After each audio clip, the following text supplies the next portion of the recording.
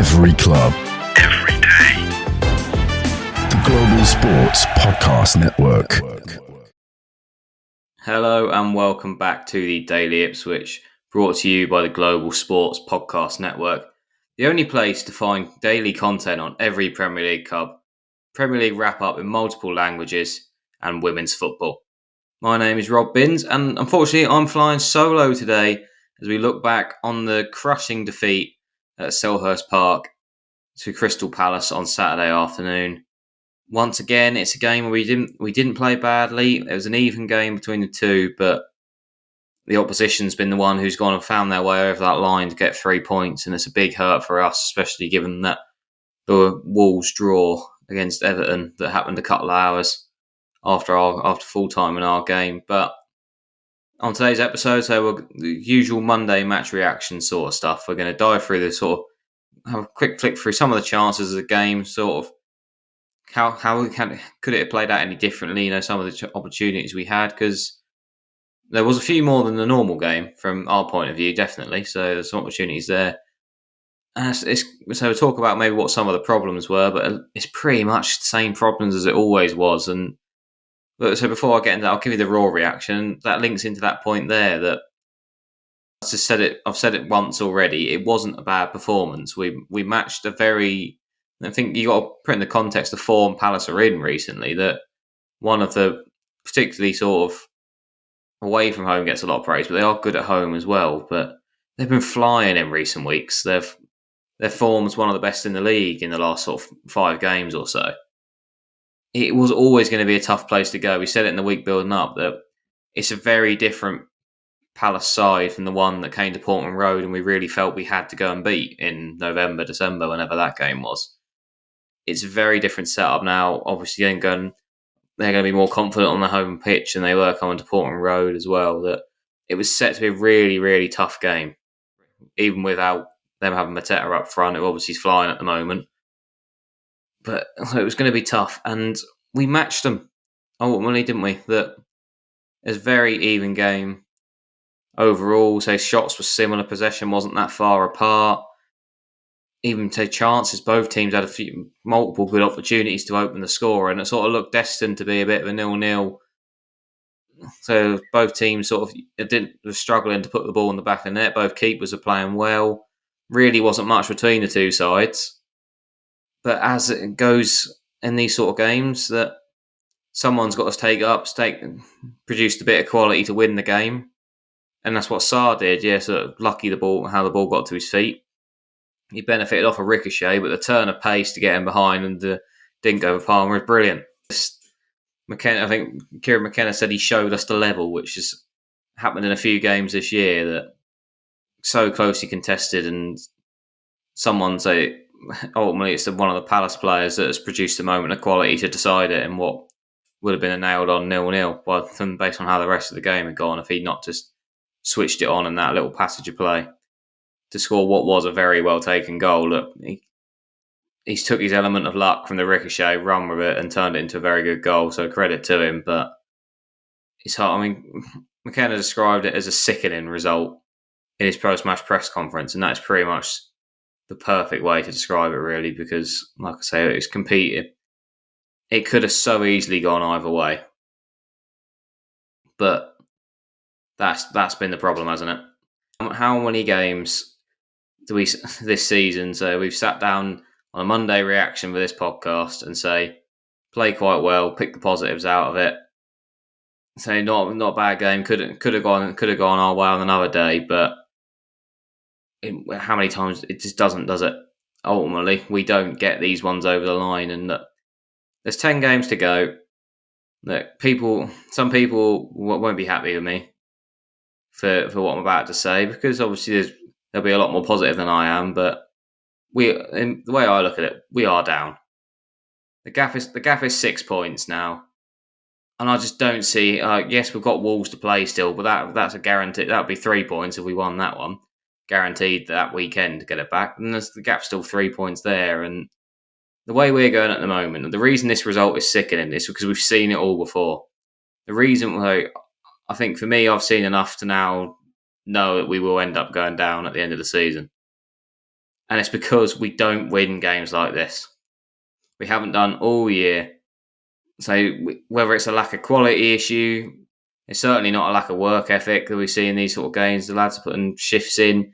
So maybe it's a lack of quality, lack of depth is another problem we've had before. But ultimately, look at it the way it goes. That these sort of games, these tight ones, could go either way. The opposition, go and find a way to win, and we don't. That's the big problem, and that's for me why I can't see 6 points being overturned now, even with 30 left to play for. So some people are a lot more positive than me. We'll be looking ahead, thinking there's still opportunity there, and fair play. And I wish I thought like that, but in my head, you haven't got the benefit of somebody else sitting here. I know Tom and James are a lot more positive than I have been in the last few weeks, but I'm on my own today, so yeah, there's no one to battle against me on it. But for me, that's the problem. Games like Saturday afternoon are the reason why we are where we are in the league, because we don't go and grind out the results. I've said it all year. We don't have that sort of grind out a horrible, ugly 1-0 win, or even a 2-1 win. We don't. We did it at Wolves. And you thought that was the confidence boost that we'd go and get some of these games, but it's turned out to be an outlier. It's such a 50-50 game, I thought, on Saturday, and we didn't. Yes, obviously there's a bit of luck involved in it. Obviously, look, sometimes you win, you don't produce quality to win these games like Sarr did. Sometimes you do just get a hit of a deflection, like the Eze one, for example. It didn't go in the end, but that was 1-0 and it was that big deflection. Sometimes that's what you need, but you also don't seem to get that luck when you're down the bottom. I was thinking of the pinball in the penalty area, which at one point they just seemed to never drop cleanly enough to Philogene to let him put it in the back of the net. That there's elements of luck in there, but how many of these sort of games that either have been close, if you go into thinking a performance is needed, think of some of the home games, or how many games are actually just, how many times do we sit and play well but we lose? That's the problem for me. That it feels like a weekly routine now on this podcast to sit down on a Monday, and there's plenty of positives to pick out in a lot of weeks. There's not in some weeks. Some weeks are obviously better than others, but I feel like I've been in this exact situation I'm in now, reflecting on a weekend's game, that I'm looking at it, sort of wondering. I don't feel bad about the performance, but we don't win, and quite frankly, we're at the point in the season that's not good enough anymore. A decent performance that doesn't get a result is not good enough when you're 6 points adrift in March. It has to be results or nothing. If they say a terrible performance that you get 1-0 because it flicks off someone's backside and goes in the other corner, that's what you need at this point. It's not pretty, but playing well and losing the game still is not acceptable in March for where we need to be. And that's the problem, isn't it? That we don't get these results over the line through luck or through whatever, for a variety of reasons, and that's what we look back on and say this game is highlighted, especially here. But it's been so many times that year for me, and say sickening is the perfect word in the way McKenna's put it, because you just sort of felt the later the game went on, because of the pattern the season's gone as well. You sort of knew the longer it stayed 0-0, the more it became about keeping it 0-0 because you knew we weren't going to score. Again, there'll be people far more positive than me that would have been sat there sort of in maybe not anticipation, but in hope that a goal was coming. But in my head, I knew once we got past sort of 70, 75 minutes, it became about holding on to 0-0, because I was like, we don't score this late in games. I mean, we've done it, twice or something all season, past the 75th minute, something like that. You just know that once we get late in the game, it became about holding on for the draw, and that's where the problem was, because it shouldn't be that. It should be holding out the hope for a winner. But I've seen so much over the course of the year to just know at that point that if a team was going to score, it's more than likely going to be Palace in that late spell of the game. And unfortunately, they did. So there was plenty of chances in both teams. Anyone could have nicked it. You never know. But unfortunately, like I say, on the day it went against us. So a bit of a ricochet, and then Sardar the rest with a bit of quality went against us, and that's the problem. Too many games like that. But we'll have a quick break to hear from one of the sponsors now. I'm going to come back. I'll dive through some of the key chances and maybe look at. So we saw what was the match winner from Sar. Maybe there was an opportunity for someone else to have been a match winner in some of the other chances, but we'll dive through them after this. Your body is unique, and Global Sports Podcast Network has partnered with Bioniq, the world's most personalised supplements. Bioniq provide 100% tailor-made supplements designed to deliver precisely what your body needs at exactly the right levels to optimise your health. No guessing. So click the link in the show notes. Use the code GSPN2025 for 40% off your first month's subscription. Bioniq. Don't settle for off-the-shelf solutions made for just anybody. Get what's right for you right now.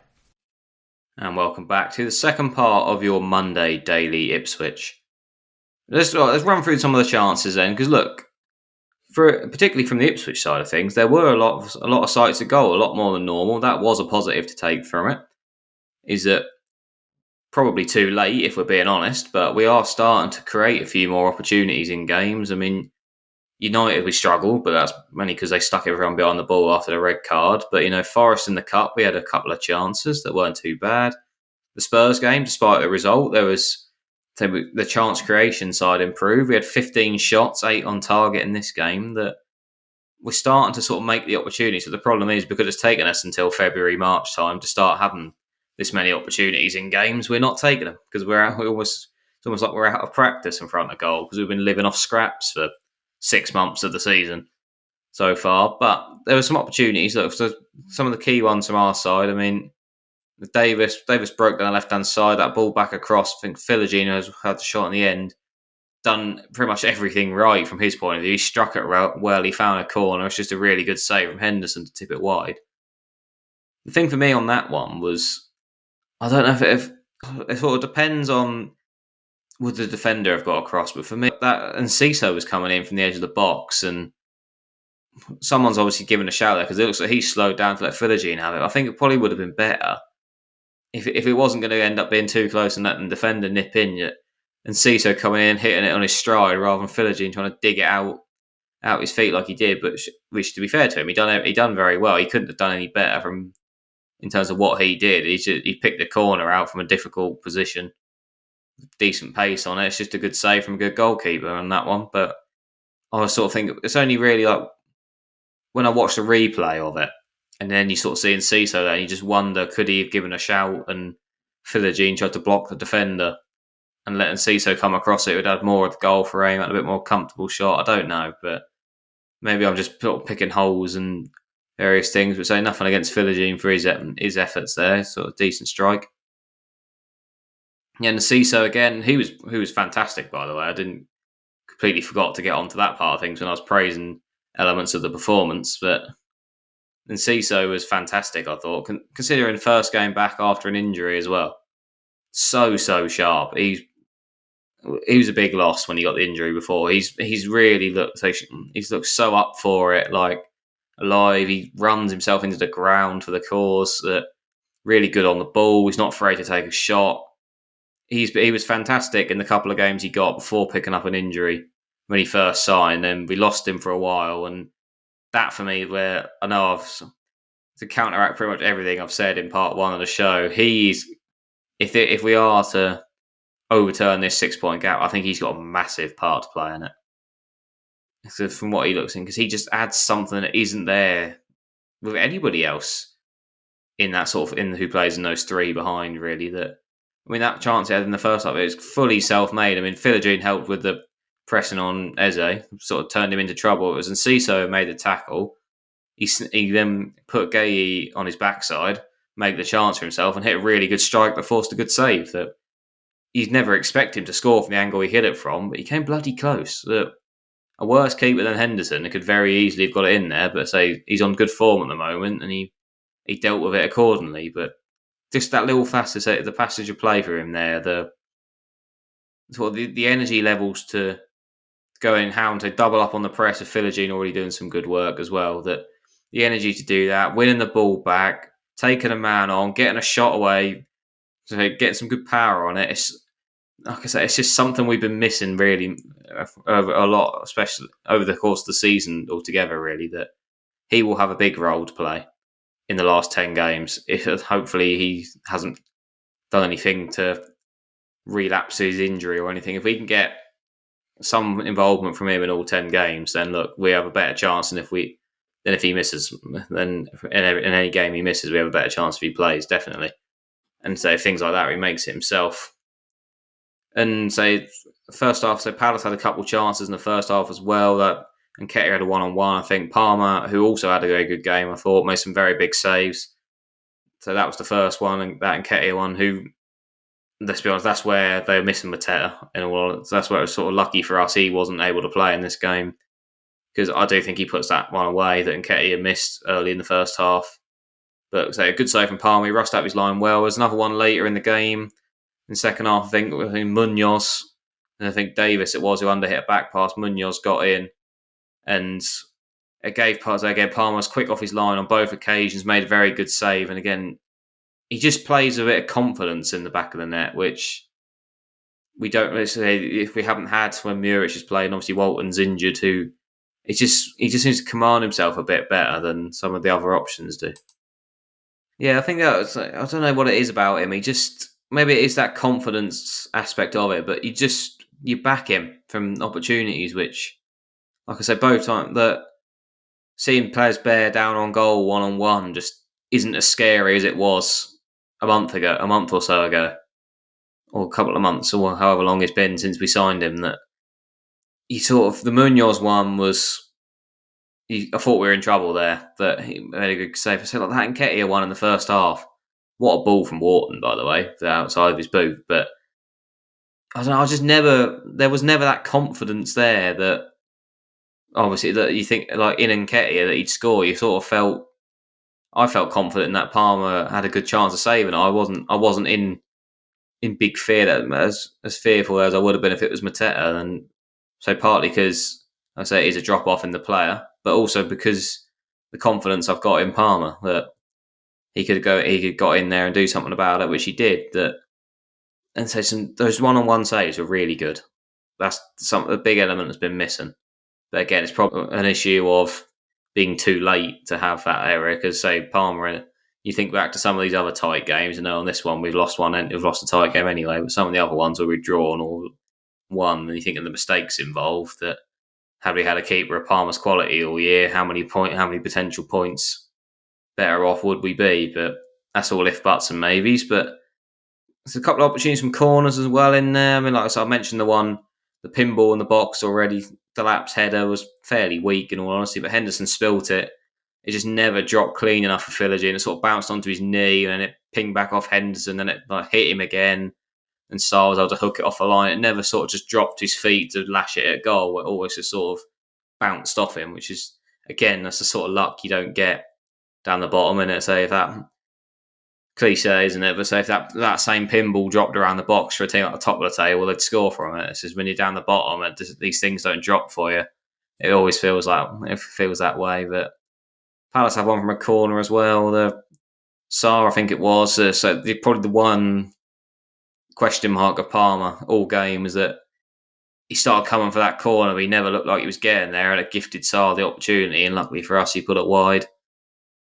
So we had another header somewhere. Was it Johnson who had a header at the back post as well? That was a really sort of, he's got to do better there. He's got to hit the target is the key there for me. I don't expect him to score as good as the ball is from Davis. It's not as easy. It's much harder than the one he had at Fulham from a similar position. Davis across to him that I think he hit the bar on the Fulham one, something like that. But this one was a lot more difficult, I thought, but he's got to be hitting the target. He's skewed it well over the bar from a good chance. That I don't know whether he was what he was trying to do, or if he just miscued it. But you've got to try. In my head, I was thinking he's got to try and come back across the goal there, try and catch Henderson out, and he's just sort of skewed it well over. That was a big opportunity for me, and like I say, these sort of chances we are making now, but not taking, which is obviously the step we need to be at if we're gonna pick up as many points as possible and try and survive from the 10 games we got left.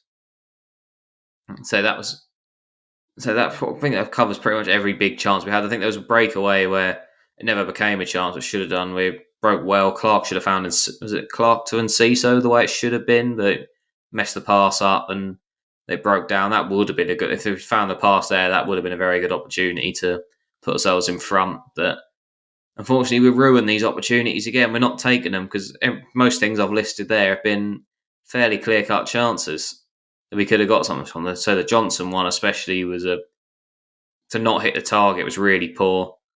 So the one of the ones from the corner is unlucky in a way that in CISO one, he worked it well for himself. It wasn't difficult. So the Philogene one's just a great save. There's not much we could have done there, but to make that many decent opportunities, not put one away through one for whatever the reason is concerning. It's been an issue all year again, hasn't it? The lack of goals, but I'll touch on that more in the third part of today's show. And then before we go into that third part, just talk about the goal. Look, the ricochet. I've spoken about it briefly already, but the ricochet off Phillips wins his tackle on Kamada, and the ball just ricochets to the feet of Sarr, who.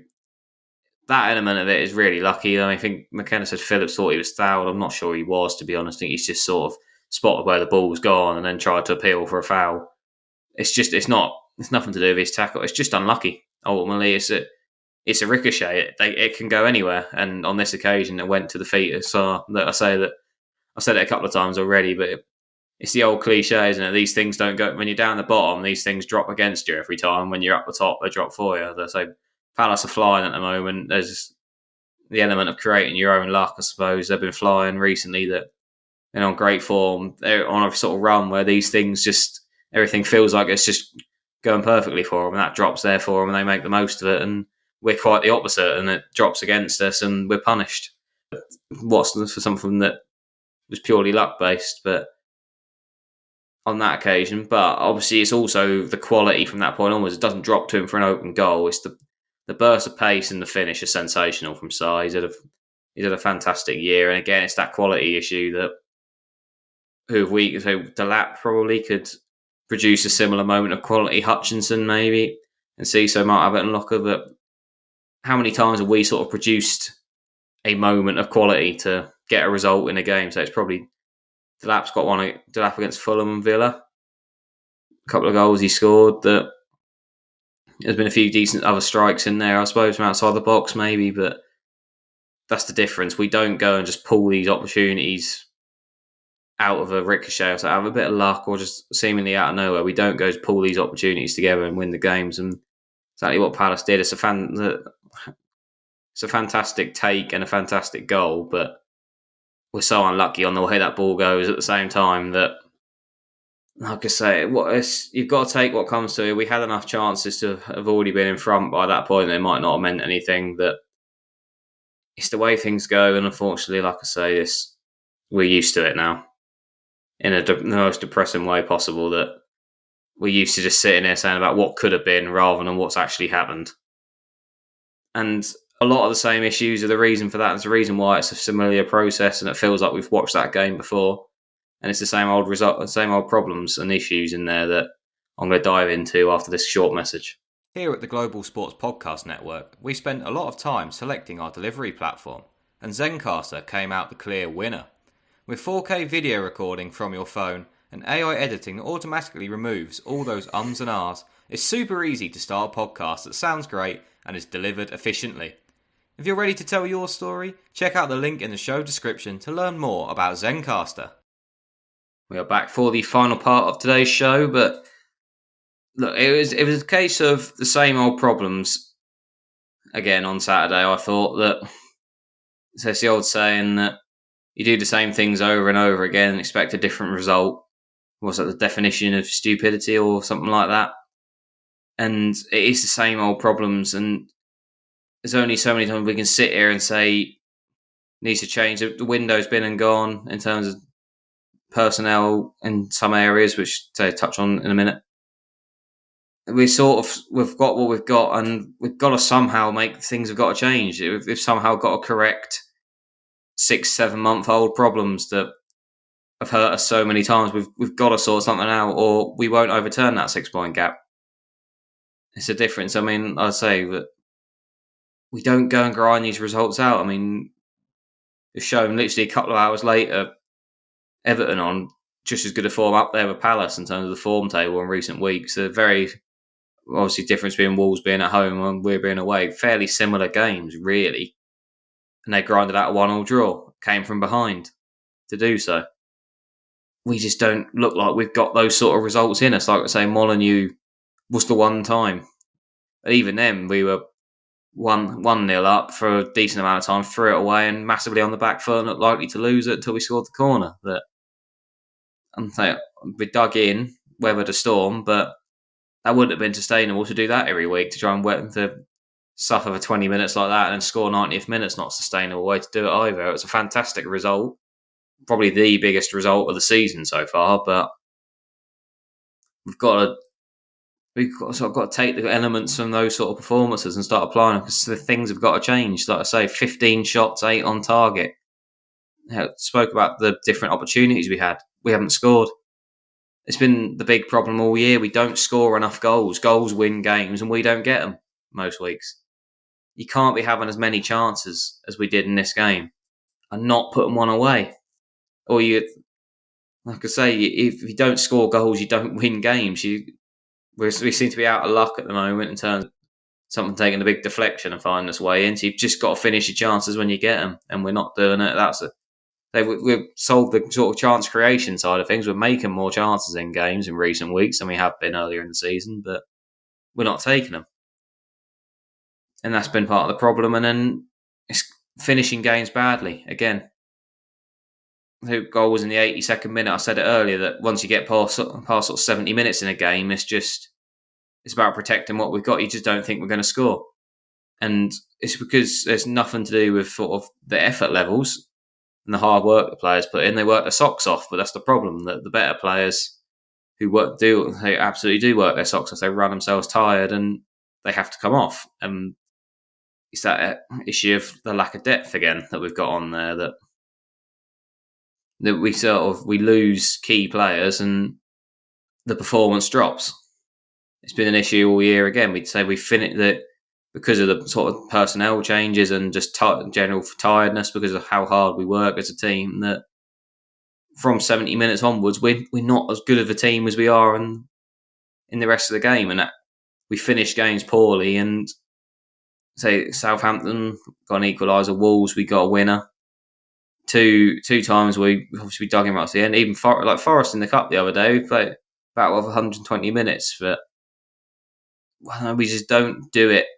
I think the difference with Forest is that obviously because we played a weakened team to start with, we had the quality coming off the bench that we lack in the league game to sort of keep that fight going. But again, you sort of know, like say, a couple of players that come off that it's not the players that come on are good enough to have an impact on the game. But I don't know what it is. If it is just the fatigue, because you can only take 5 players off at most, you've still got 6 players working their socks off and maybe a bit tired. I don't know what it is, but we finish games poorly, and you sort of feel that if we're not in front by 70 minutes or so, then we won't score. Like I said, that was 0-0. I said I wasn't confident we'd get a goal past sort of 70 minutes. That I thought if anyone was going to score, it was going to be Palace, and it was in the end. That again, it's these digging out these results that we don't do. That, and then even then the goal goes in, and then say instantly, then you've got to the 2 we go back to about them having to go off, and we don't look as good when they're not on the pitch. Is Costa and Delap, and we go 1-0 down, and a minute later those 2 are off because they've run their race.